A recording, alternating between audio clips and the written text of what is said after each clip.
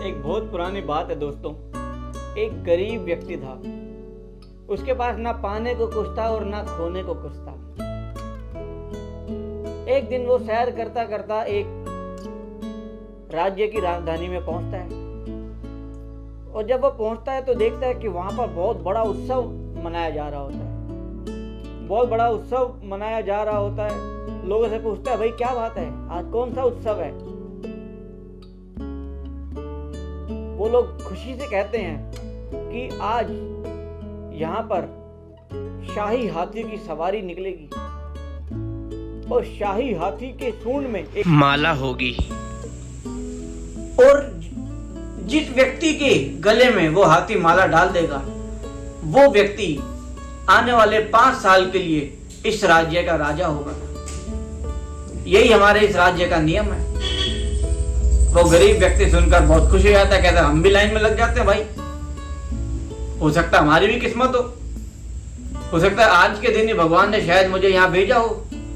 वो भी अपना नंबर लगा के खड़ा हो जाता है। सवारी निकलती है, हाथी की सूंड में माला। शायद आज ऊपर वाले को यही मंजूर था। वो हाथी वो माला उस गरीब व्यक्ति के गले में डाल देता है, और जैसे ही उस व्यक्ति के गले में माला डलती है, सब लोग बहुत खुश होते हैं, खूब नारे लगाते हैं, खूब तालियां बजाते हैं कि हमारा अगला राजा चुन लिया गया है। राजपुरोहित को बुलाते हैं, मंत्रों का उच्चारण होता है, राज्याभिषेक होता है। आखिरी रस्म से पहले राजपुरोहित जी कहते हैं कि देखो, 5 साल के लिए तो आप इस राज्य के राजा हैं, परंतु 5 साल के बाद आपको ये राज्य छोड़ के जाना पड़ेगा। सारी धन संपत्ति यहीं छोड़ के जानी पड़ेगी। और इस नगर के पीछे एक घना जंगल है। उस घने जंगल में एक बहुत बड़ा तालाब है। उस तालाब में बहुत सारे घड़ियाल हैं, मगरमच्छ हैं। उस तालाब को पार करके आपको दूसरी ओर एक गांव है, वहां जाकर के निवास करना होगा। कुछ लोग मगरमच्छों से, घड़ियालों से लड़के वहीं मर गए, कुछ लोगों ने पार कर लिया तो अपना सुखी जीवन जी रहे हैं। अब आप बताओ, आपको यदि ये शर्त मंजूर हो तो हम आपको राजा घोषित करें। अब गरीब सोचता है, मेरे पास पाने के लिए खोने के लिए है ही क्या? बात की बात में देखेंगे, 5 साल तो कम से कम राजा बन के जीऊंगा। सारी उम्र मैंने गरीबी देखी है। तो वो तैयार हो जाता है। 5 साल खूब मेहनत करता है, खूब लोगों का दिल जीतता है, सबकी बहुत अच्छे से पालना करता है, सभी प्रजा उससे खुश रहती है। और जब 5 साल बीत जाते हैं, लास्ट दिन आता है विदाई का। सभी प्रजा की आंखों में आंसू होते हैं कि इतना अच्छा राजा था, इतना ध्यान रखा सबने, सबका इसने। तो ढोल नगाड़ों के साथ उसकी विदाई देने के लिए आते हैं। उस घने जंगल के उस रास्ते तक पहुंच जाते हैं जहां उसको तालाब पार करना था। अब उसने क्या किया था, इन 5 सालों के अंदर उस तालाब के ऊपर एक लकड़ का मजबूत सा पुल बना दिया था।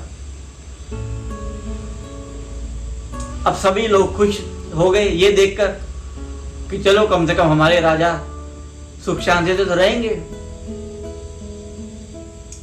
और जो नदी पार करके जो गांव था, वहां उसने बहुत आलीशान अपना एक घर भी बना लिया था। पता है 5 साल बाद मुझे यहीं आना है, उसने पहले ही अपनी तैयारी कर ली थी।